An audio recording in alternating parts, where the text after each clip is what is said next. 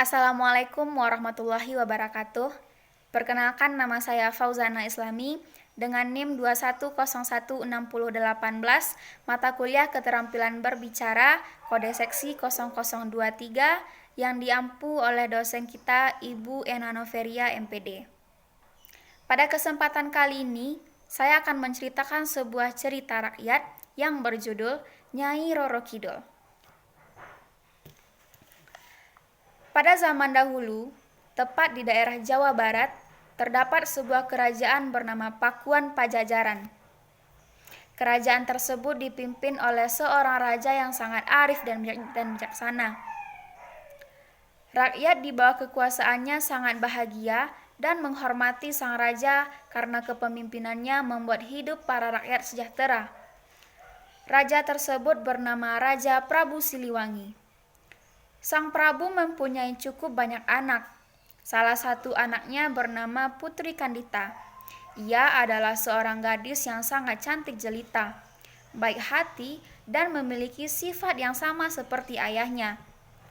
Sang Prabu Siliwangi sangat menyayangi Putri Kandita, dan seiring bertambahnya usia, Putri Kandita semakin memiliki paras yang cantik. Ia merupakan anak tunggal, maka ialah sang calon pewaris tahta kerajaan Prabu Siliwangi kelak. Mendengar keinginan Prabu Siliwangi untuk menjadikan Putri Kandita sebagai penerus tahta, para selir dan anak-anaknya tidak setuju. Mereka tidak rela jika Putri Kandita yang akan menjadi ratu kelak. Suatu hari, para selir dan anak-anaknya berkumpul untuk merencanakan siasat jahat untuk menyingkirkan Putri Kandita dan ibunya keluar dari istana. Untuk melancarkan rencananya, mereka meminta bantuan kepada seorang penyihir sakti yang tinggal di sebuah desa terpencil yang memiliki berbagai macam ilmu hitam. Suatu hari, tanpa sepengetahuan raja, para selir dan anaknya mendatangi penyihir tersebut dan dengan memberikan imbalan yang diminta, sang penyihir. Suatu hari, tanpa sepengetahuan raja, para selir dan anaknya mendatangi penyihir tersebut dan dengan memberikan imbalan yang diminta sang penyihir. Selir dan anaknya ingin Putri Kandita serta permaisuri diberi kutukan agar tidak menjadi pewaris tahta sang raja. Tanpa menunggu lama, sang penyihir melaksanakan tugasnya. Dengan ilmu hitam ia menyihir Putri Kandita dan ibunya agar menderita penyakit kusta. Suatu hari, ketika bangun dari tidurnya, Putri Kandita dan ibunya berubah menjadi sosok yang buruk rupa. Tubuh yang awalnya mulus, bersih, dan kuning langsat seketika langsung berubah. Tubuh keduanya dipenuhi dengan borok dan mengeluarkan bau yang tidak sedap. Putri Kandita dan sang permaisuri mengidap penyakit kusta yang tak kunjung sembuh. Prabu Siliwangi yang merasa heran melihat penyakit aneh pada kedua orang yang dia sayang itu langsung memanggil tabib istana untuk melakukan pengobatan. Tetapi setelah dicoba dengan berbagai macam ramuan, sang tabib istana tetap tidak dapat menyembuhkan mereka. Penyakit Putri Kandita dan ibunya bertambah parah. Tubuh mereka semakin lemah karena tidak dapat menerima makanan dan minuman. Putri Kandita yang masih muda dapat bertahan menghadapi penyakit yang dideritanya. Namun sebaliknya, sang ibunda yang sudah tua ternyata tidak dapat bertahan hingga akhirnya ia menghembuskan nafas terakhirnya. Putri Kandita dan raja sangat terpukul dengan meninggalnya permaisuri. Selama berhari-hari, Raja Prabu Siliwangi termenung sendirian. Ia merasa sangat sedih karena orang yang paling dicintainya sudah meninggalkan dunia terlebih dahulu. Namun, sang Prabu pun merasa sangat terpukul melihat kondisi Putri Kandita yang tidak menunjukkan tanda-tanda kesembuhannya. Ia merasa sangat cemas karena Putri Kandita yang akan menggantikan meneruskan tahta kerajaan.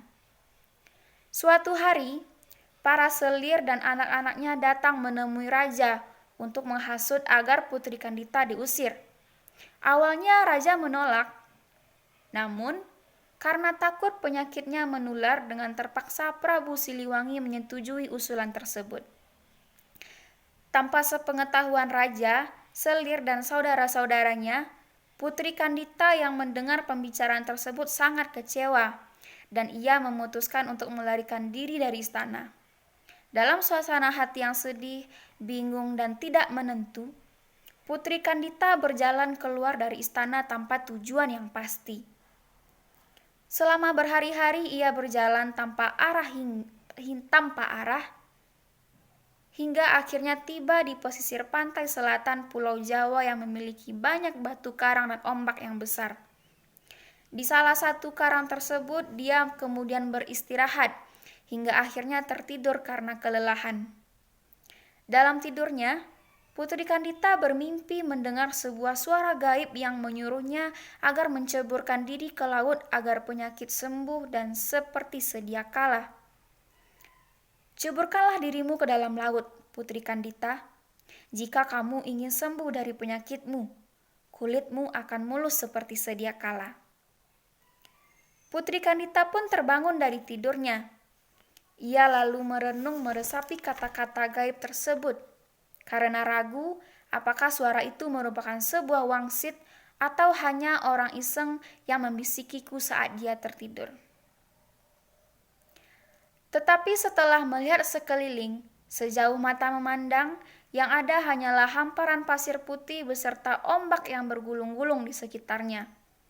Oleh karena itu, yakinlah Putri Kandita bahwa suara gaib tadi merupakan sebuah wangsit yang harus dia laksanakan demi kesembuhan dirinya. Meyakini bahwa suara itu merupakan sebuah wangsit, Putri Kandita segera melakukan hal yang diperintahkan. Sangat ajaib, ketika menyentuh air, seluruh tubuh Putri Kandita yang dihinggapi borok berangsur-angsur hilang dan menjadi mulus kembali. Kesembuhan Putri Kandita tidak membuatnya kembali ke istana. Dia lebih memilih untuk menetap di pantai selatan dan berbaur dengan penduduk sekitar yang sebagian besar berprofesi sebagai nelayan. Sejak tinggal di sana, Putri Kandita yang sangat terkenal karena kecantikannya ia miliki.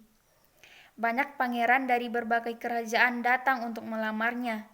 Namun, dari sekian banyak yang melamarnya, Putri Kandita sama sekali tidak tertarik. Sebagian dari mereka mundur karena Putri Kandita mengajukan syarat yang sangat sulit. Salah satu syaratnya adalah mengadu kesaktian di atas gelombang pantai laut. Namun, sebagian dari mereka yang menerima syarat. Ternyata, dari sekian banyak lelaki yang beradu kesaktian, tak seorang pun yang mampu mengalahkan Putri Kandita.